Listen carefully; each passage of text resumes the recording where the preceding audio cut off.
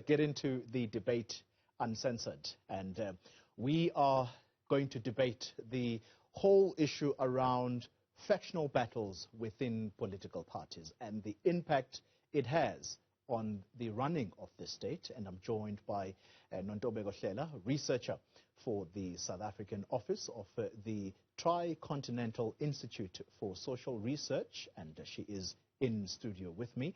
On the Zoom platform, we have Lihle Ngobozi, lecturer on governance and public policy and gender approaches. This is at the Wits School of Governance. And then Dr. Pete Krokamp, lecturer at the Department of Politics at the University of Johannesburg. To all of you, thank you very much for making the time for this important discussion.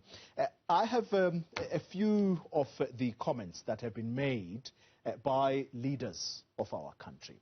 And while the team gets those ready, I just want to get your thoughts on what you think the impact of factionalism within the governing ANC, but it can't just be the ANC.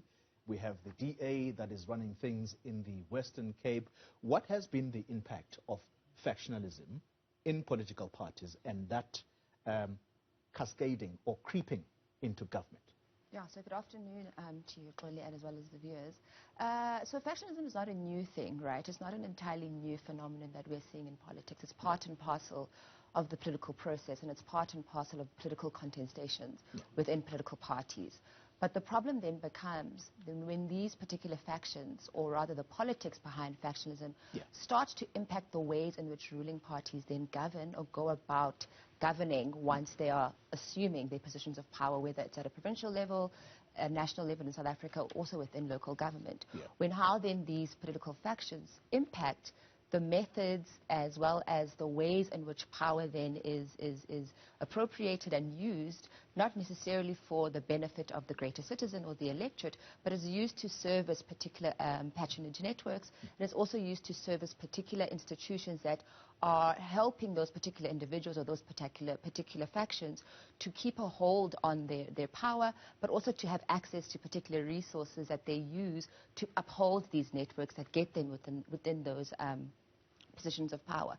So factionalism not only impacts the ways in which the party itself communicates or how the party itself unravels in terms of its power contestation systems, but it also speaks to the ways in which we as the citizen then get impacted in the ways in which the state becomes a resource and a tool for power mongering, as opposed to a tool for resource distribution for individuals and people like you and I who are supposed to make use of these particular resources. And so when the state and the party coalesce in a way that no longer serves the interests of the individual, but serves the interests of a particular patronage or a particular network, or serves what political theorists call clientelism, that is when we begin to see the crumbling of the state and state institutions as well not being capacitated in a way that they're able to be delivering their particular mandate, and the ministries themselves as well become conduits for patronage networks as opposed to resource distribution for individuals and citizens. Nontobeko, let's come to you. And let me ask you the question, are there clear examples where we have seen factionalism within political parties starting to affect the work of government? Hi, Xoli. I would say yes, we have seen this. When you see political parties trying to manage their people and manage the factions within them to the extent where people are being put into positions not because they should be doing those jobs, not because they have the expertise to be doing those, but rather to reward them or to shut people up. So if we look at our municipalities, I think almost all towns and cities across this country, we have seen the devastation that has been happening. Almost in every city or town that you go to now, there are potholes everywhere. You have traffic lights that are not working. You have infrastructure that has been completely decimated.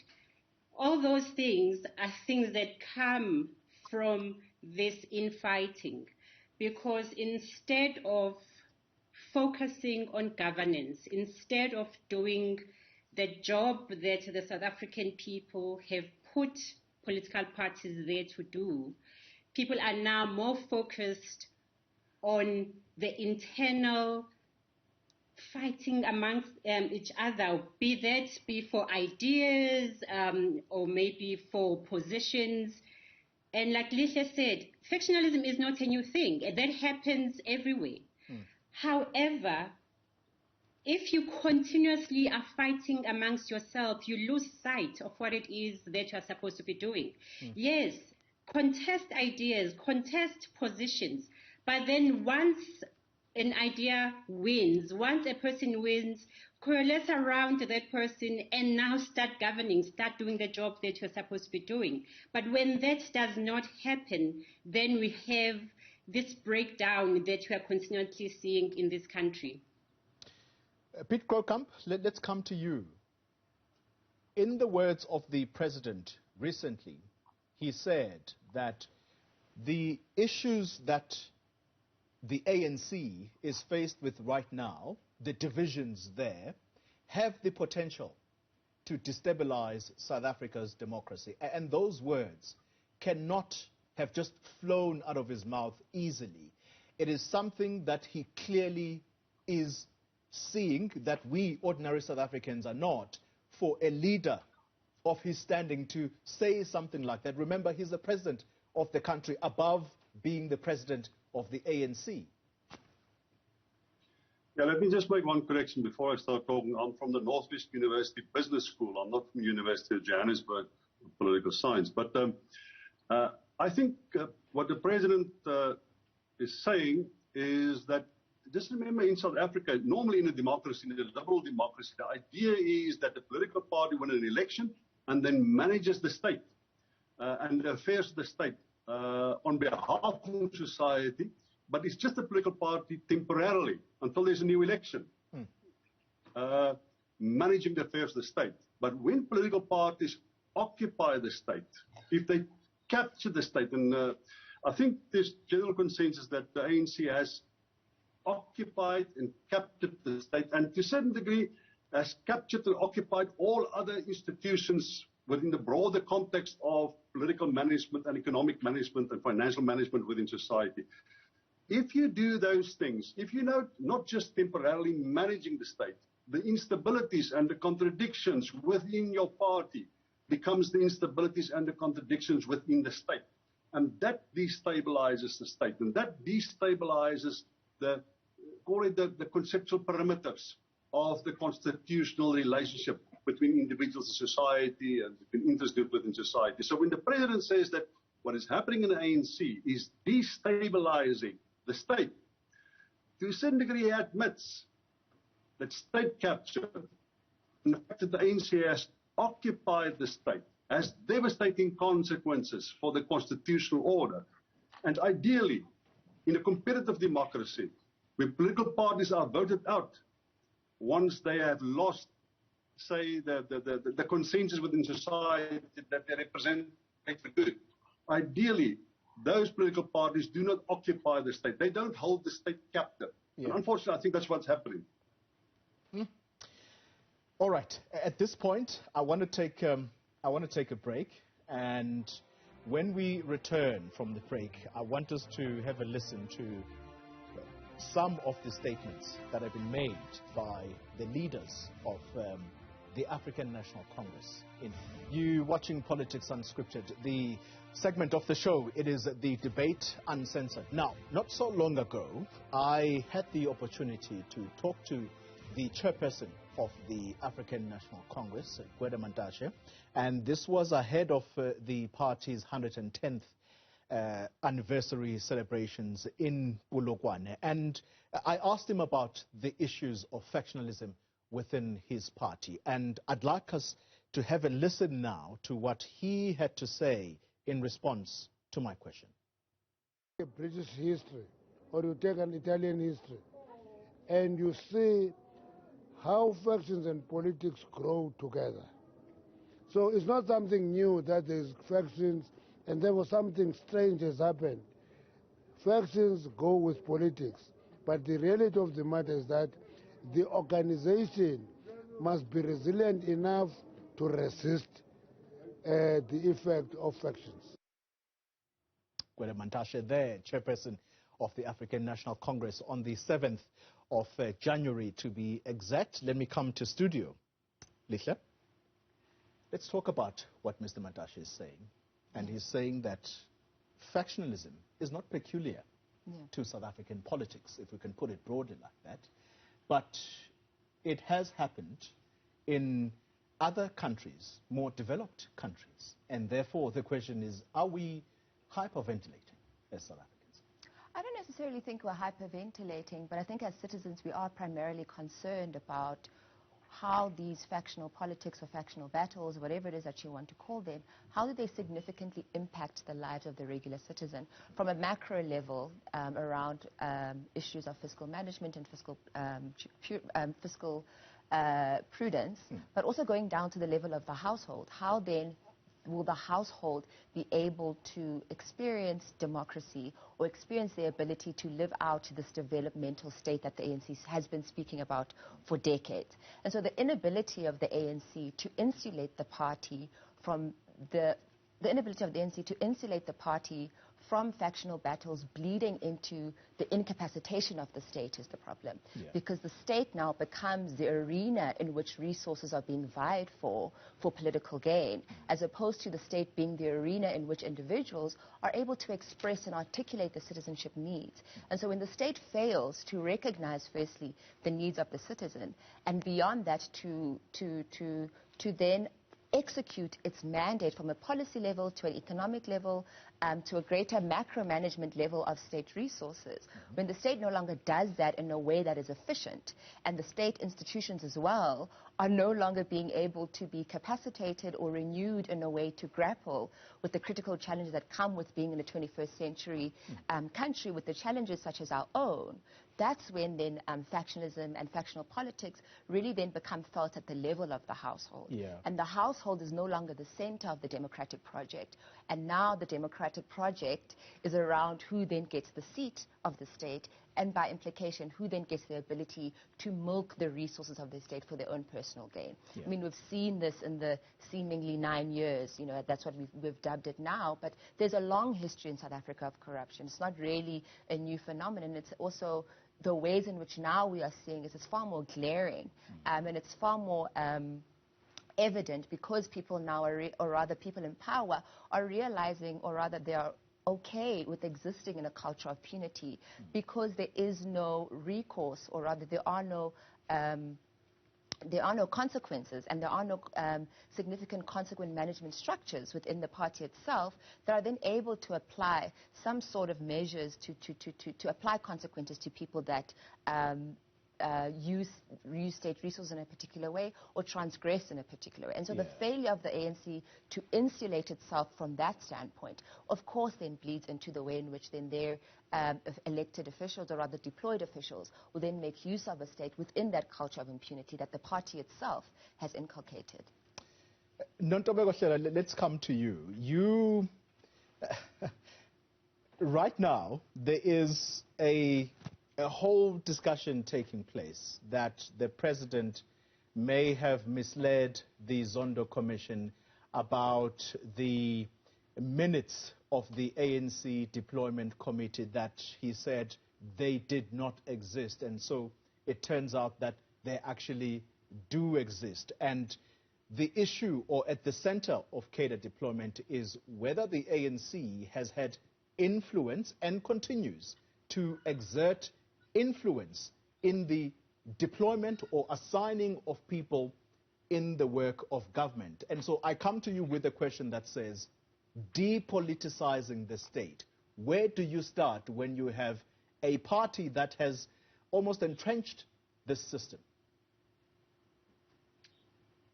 I think before we get there, let's look at the ANC's strategy and tactics document. The document that came from there. That was in December 1997. And it says, positions in government also afford the movement and its leaders powerful possibilities for patronage. There is nothing untoward per se in advancing cadres who, by their selfless contribution to the cause, deserve such acknowledgement.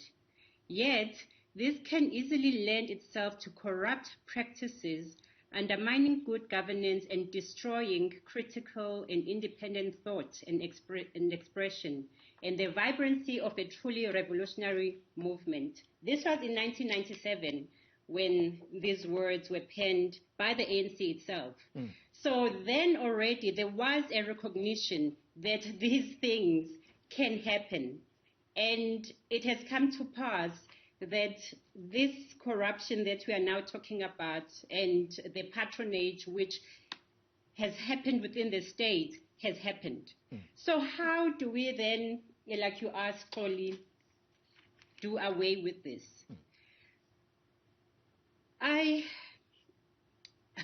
We talk about professionalizing the civil service, but what practically does this mean?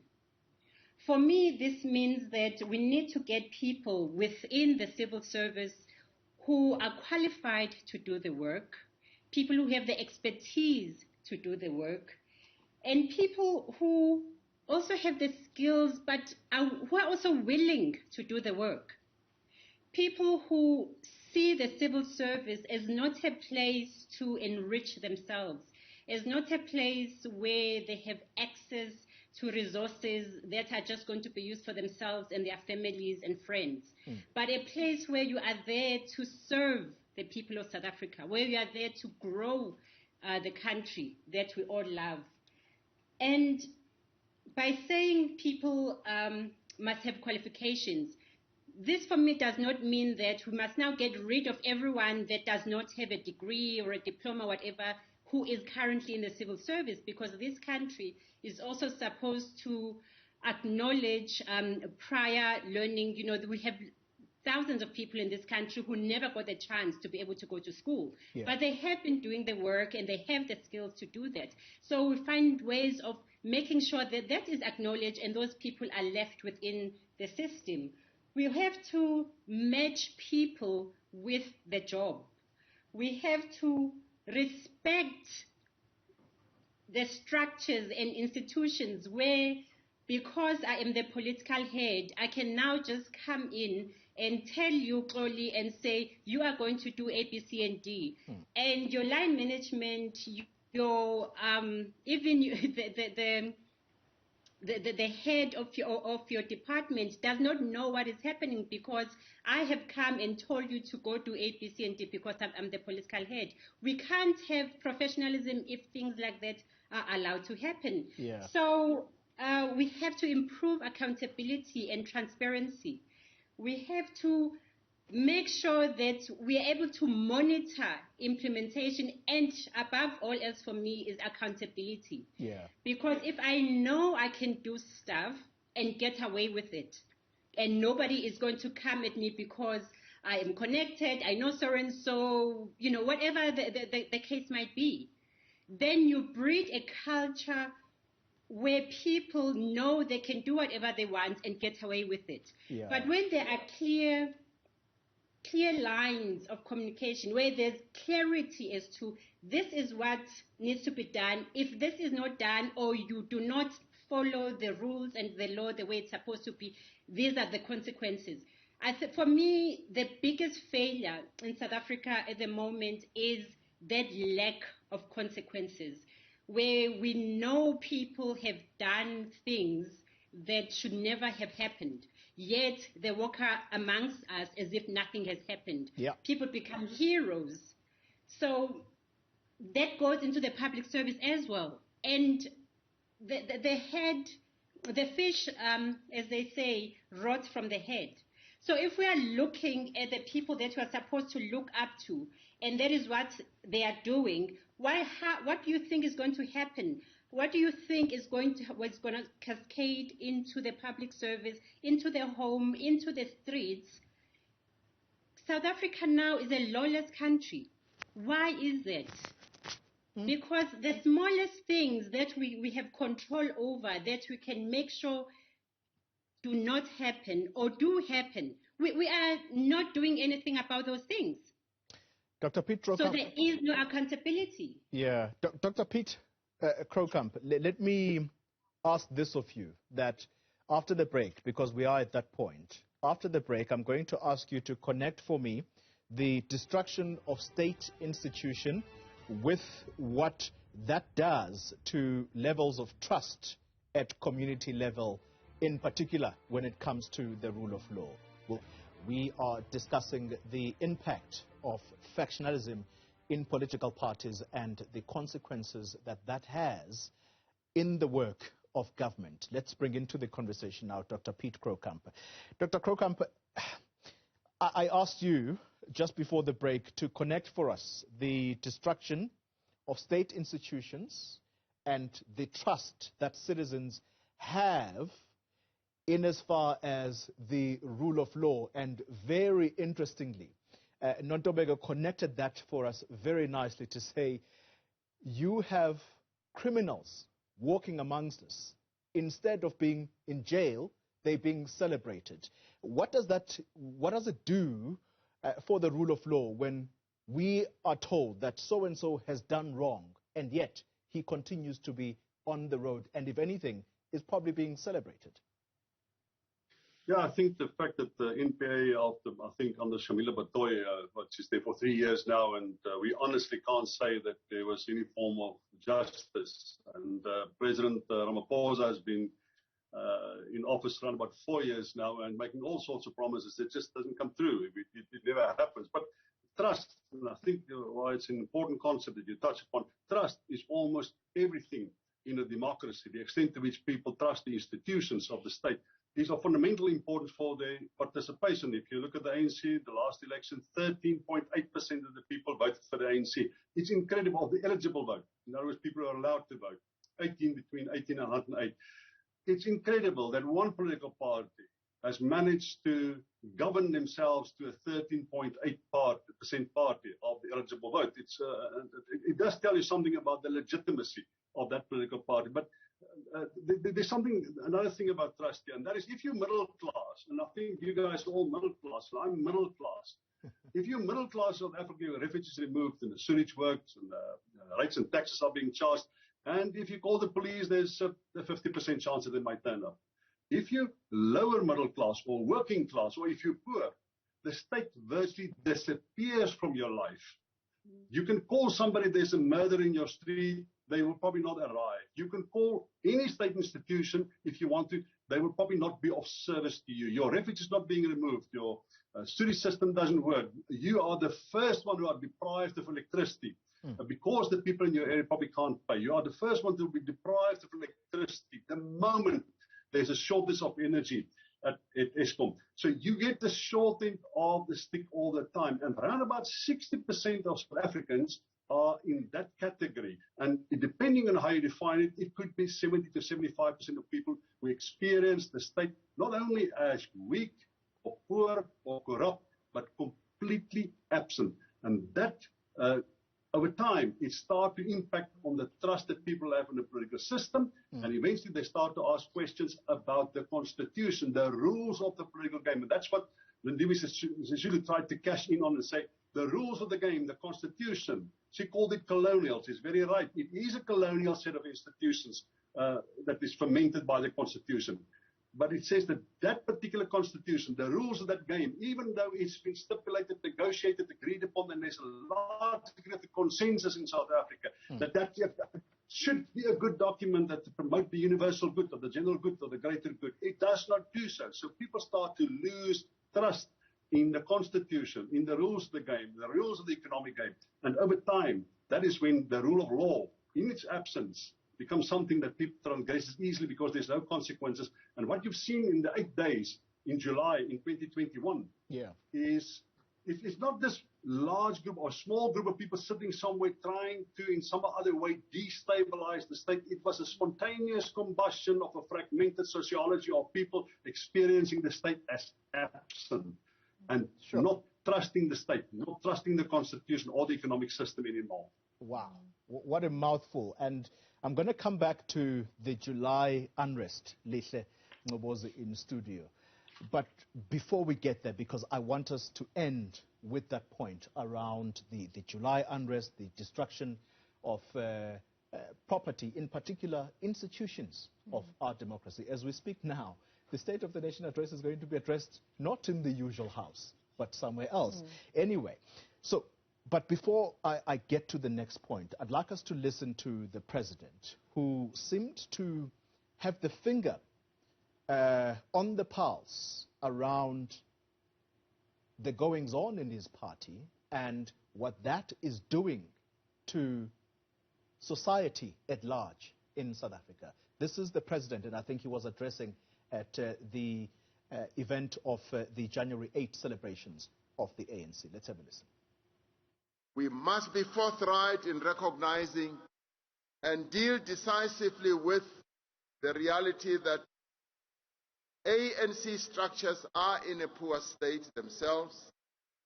Many of them are focused on internal organizational conflicts, factionalism, and furthering the self-interest of individual leaders, which result in the lack of service delivery to our people and the lack of addressing the aspirations of communities that they are meant to serve. Why? I mean, someone said before that the ANC has the most amazing capacity to define and see problems, define what the problems are, but the issue is implementation. I mean, first of all, I find the comment by, or rather the person that made the comment as sitting president of the party, quite disingenuous, because we know that Mr. Cyril Ramaphosa has been within ANC structures for donkey's years. And he's not only been in structures, he's been sitting in the high echelons of power within the ANC. And so his particular comments, for me, are quite disingenuous, because he has sat within critical positions, which has allowed, critical positions which he has had the power to be able to stop particular occurrences from happening within the party. And so he is also responsible for this disintegration of the party, following all the way through to the disintegration of the branches that he's speaking about. So he also needs, at some level, to take responsibility to say, as somebody that has sat at senior structures of the ANC, not only his capacity as deputy president, but also now as his capacity of the president of the party, and also having a history of being in the unions as well, he is explicitly connected to the ways in which the ANC itself has denigrated over the years. And so to then tell the public that, the ANC is all of a sudden, he's waking up to this realization, is quite disingenuous. But to answer your question particularly, I also think that the issue around branches and structures of the ANC is really, I think, part of the solution to dealing with the crisis that the ANC is facing.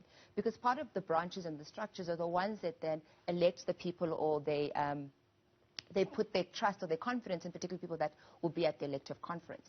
And so once those branches themselves fall into that pattern of electing representatives, or rather putting their support at a region or within a province behind somebody that we know particularly well as the public is not socially fit, or rather ethically fit to do so, then also makes us think about the party itself is not in a position to understand or even live out the politics of ethics in South Africa.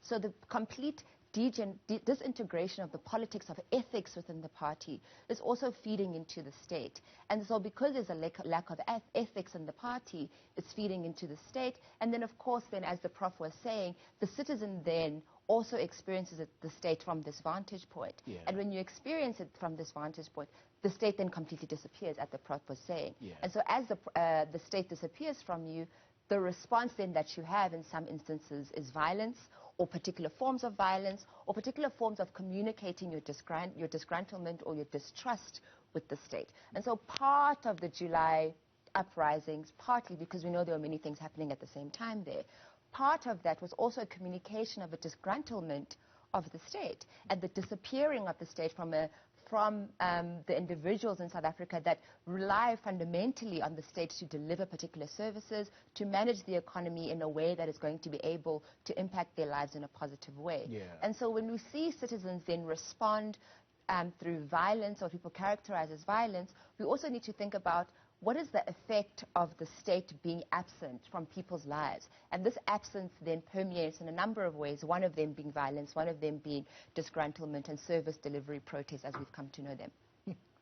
Nontobeko, is it fair for us to focus the attention solely on the ANC when we know that it is not the only party in government? The Democratic Alliance is in charge in the Western Cape.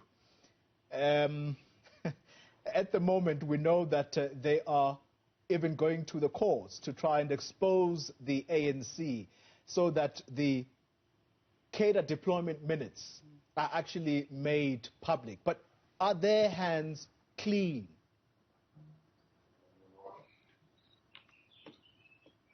I don't think there's any political party in the world whose hands are clean. I think that's just the nature of politics. And there is no politician anywhere in the world who is also clean. That is the nature of the beast. I think... No, Tomego, let me interrupt you. Let me interrupt you because you're not seeing him. Dr. Pete Crocamp has his mouth wide open because I think he has lots to add on this one. But continue your point. I thought I would just let you know.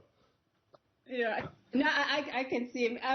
But I think the focus is on the ANC because it is the governing party of the country. The DA currently only governs the Western Cape, except for a few, municipalities here and there around the country. So I don't think, we are being unfair to the ANC for focusing on them. All political parties need scrutiny. It can't ever be that it's only the ANC that must be scrutinized. Yeah. And I think sometimes the other parties do get, to get away with stuff as a result of the major focus on the ANC. However, you cannot be a governing party of a country and have been in that position for almost 30 years and have led the country to the type of situation where we find ourselves now and not think that there will be, this focus on it. All right. I just want to go back to the July unrest, Xoli, if you'll give me a minute. Sure. Because I think that is... When that was happening, a lot of people were saying, this is like a moment of rapture. This is, things will never be the same. But I think as time has gone by, it's gone to the back of our minds. If people even talk about it, it's just, the riots that happened in 2021, but without any real focus as to why that happened and how we ensure that we do not see situations like that happening again. I think for most political scientists, it wasn't an unexpected moment for that to happen. Yeah. If you look at other countries around the world, especially on our continent that have had liberation movements that have come in and become political parties and govern those countries. If you look within a space of 25, 30 years, things start falling apart. In South Africa, we thought we were the exception, but that has not happened. We are following the same script that we have seen happening in these other countries on the continent. And you cannot have a country with the levels of unemployment that South Africa has, Xoli, and think things are okay and think that you will not have moments like the July riots. There is no stable society, no stable country anywhere in the world that has the levels of unemployment that this country has, especially when you have about 75% of young people out of jobs. Yeah. What does it mean for you as a person? when you cannot feed your family, when you cannot do anything, you have no prospects, your life is getting worse than your parents' lives. As black people, you are always told that, this is as far as I could take you. I took you to school, and now you need to go further and do better for yourself. And then you're supposed to also help look after your parents. Yeah. But now you have grown people living with their parents who can't look after their parents. You as a person now are looked at within your family as a failure. You see yourself as a failure in society. You are a man, you want to progress, you want to get married, you don't even have money for lobola. These are all the things that we do not think of, and the impact of the decisions, policies, inaction that happens. Yeah. There are people behind all this. Yeah. So let me give the opportunity to Pete Crocombe before we go to a break. Pete, I'm still... The reason why my jaw dropped is because I think she was 100% right, but then she allowed opposition parties to get away with it. Let me just, let's talk about the DA, for instance. Sure. Every black leader within the DA that is left over the past few months or years has exactly the same argument. There was a political cultural change within the DA which alienate black leadership. And we can't doubt that. And that is because there's a type of hardcore, pedantic form of liberalism taking hold of the party, which literally deny the privileges of certain groups of people and the deprivation that other people experience. Ideologically, it cannot stand. And let's face it, within the DA, let's call it the John Steenhuisen, Helen Zille faction, because I think they represent the faction. And I think there are a number of people like Dean McPherson probably support them. Gwen Ngwenya probably is in that camp to some degree. Sure. They, to a certain degree, alienate a large number of black leaders from the DA. And it's obvious that there's a degree of factionalism, and it runs along ideological lines. It alienates. There is the presence of some people call a black caucus, and then there's this liberal caucus. So it's not as if there is just consensus within opposition parties. And if you go to the EFF and you go to other parties, you find exactly the same thing. There's this core group of people in the EFF around Julius Malema, Floyd Shivambu, a small group of people. And to some extent, there's a large group of members of that political party that feels they're on the fringes of decision-making, of policy formulation, and they are excluded to some degree from the center of consensus within the party. All political parties have division, but why it's important is because the DA is the second biggest political party. That is the one party that we were hoping would eventually put together a coalition of ideas which can actually contest political space with the ANC and run the possibility of taking over government. And if you make the process of governance in South Africa more competitive, you can improve governance. It's the likeliness that people will govern better because there's a likeliness that they will be voted out of the system. Yeah. But the division within the DA will eventually also lead to the demise of the DA. And that's why Action South Africa, I think, is such a promising party, because many of the black leaders within the DA leaving that political party might well find a political home in Action South Africa. And it is because of the divisions within the DA and the fact that there are also factions within the DA. Yeah. All right. Let's take a break. When we return, we wrap up this discussion.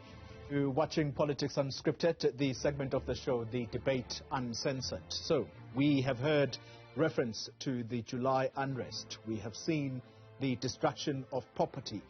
And then you top that with the country being told that there was state capture. I asked Gwedemantashe whether, with all of these combined, South Africa is at a point where perhaps they, as the ANC, should admit that things are falling apart. This was his response. There are problems, but I don't think that we should throw the country to the dogs. That is so unsafe that it is going to the dogs. There are problems, they are addressed, and they will be addressed. You can't throw the country to the dogs. There are problems, but they are addressed, and they will be addressed. I'm not sure which dogs he's speaking about. Who are these imaginary dogs? Because I just find it quite bizarre how especially senior ANC officials who have been within the senior structures of the party, and by extension, of course, have been within the executive or the cabinet or part of the legislature. I think I'm just always confused at the levels of dementia and the levels of just forgetting, not to be ageist, but just I know one leader who will agree with you on that, because I think he enjoys taking pot shots at ANC leaders, and time and again he says, look at their age, and that's Julius Malema. So you and dementia, I think you've summed that. Not to be ageist, but I just find it quite bizarre that is sort of a recurring pattern and a recurring theme within the ANC, that there's this sense of just forgetting, or rather denying, who actually brought us to this point that we're at. This is not, South Africa is facing quite critical challenges that I do not think that the ANC has modernized at a rate at which it is able to deal with them efficiently and effectively. Yeah. If anything, what they've done is they have lost their ideological machine. They have lost their ability to create new ideas and to create new policies that will systemically change the terrain of governance in South Africa. They have been unable to rearrange the economy in a way that, to the basic level of the household, you're able to experience some form of economic transformation. And so despite having all of these groundbreaking, transformative early on economic policies and social development policies and social policy in general, the inability of the ANC over the 27 years to implement this in a way that fundamentally and systematically transforms the country for the lower society of South Africa in terms of income and sort of the income representative bracket of South Africa, who are those who are marginalized, the inability to do that, and then to placate the public by speaking to some imaginary dog or some imaginary person or third force that is to blame for this, for me, really shows us that the ANC has not only lost its legitimacy, or slowly losing its legitimacy and credibility, but it also fundamentally just itself is stuck. It does not know how, not that it doesn't know, but it doesn't have the capacity, I think, to be able to think through the crisis and the challenges in a way that moves the needle fundamentally, even though it professes to be this developmental party that dreams of a developmental state in the next 8 years, 2030. Let's give the chance to Nontobeko. Nontobeko, the ANC will always tell you that they are the leader of society, but I think recently we're beginning to hear more and more conversations about South Africa existing beyond the ANC. Are we there? Very briefly. I don't think there's any party that will be there forever. No one ever thought the National Party would one day be gone. It looked like they would be there and stay there forever, and they left, they're gone. So I don't think the ANC will be in power forever until Jesus comes. I don't think that's going to happen. All right. And so I think that sums it up. I'm sorry to rush you, but time is against us. I'm also going to give a chance to Pete Krokamp. Pete, this is your chance as well. Is it not all lost, as Gwede Mantashe puts it, or should South Africa be thinking beyond the ANC? Well, my friend Mike Schuessler always says that 50% of everybody that wrote matric in this year will never in their entire life be formally employed. Never.